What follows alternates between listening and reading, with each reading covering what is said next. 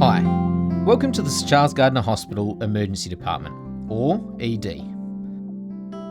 This is one of the busiest EDs in Perth, providing treatment for around 200 patients each day.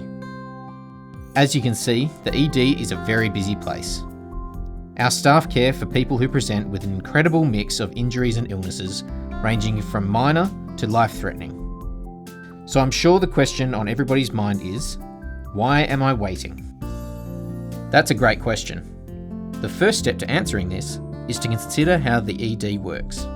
On arrival to the ED, every patient undergoes an initial assessment by one of our specially trained nurses. Our nurses determine who needs the most urgent medical care using a process called triage. The triage system is designed to prioritise patients with life-threatening issues rather than on a first-come, first-served basis. This works in your favour if your problem is complicated and urgent, but it also means that sicker patients who arrive after you may be seen before you. There are many factors which contribute to wait times. Critically ill patients, for example, may require resuscitation, which involves large teams of medical and nursing staff. This diverts doctors and nurses away from other areas, leading to longer wait times for patients with non-life-threatening illnesses and injuries.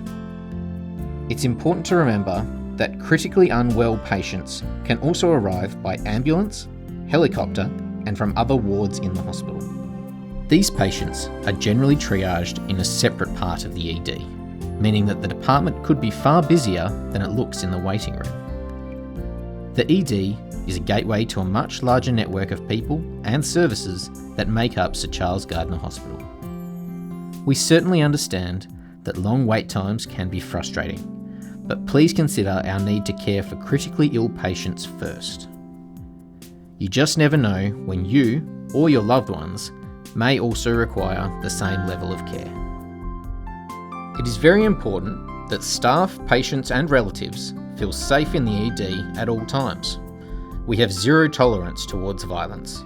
This means acts of violence, swearing, threats or verbal abuse will not be tolerated. Please respect our staff and one another in the hospital. Once you receive an initial assessment, the nurse will continue to monitor your condition in the waiting room. If you are concerned that your health is deteriorating, please let one of our staff know.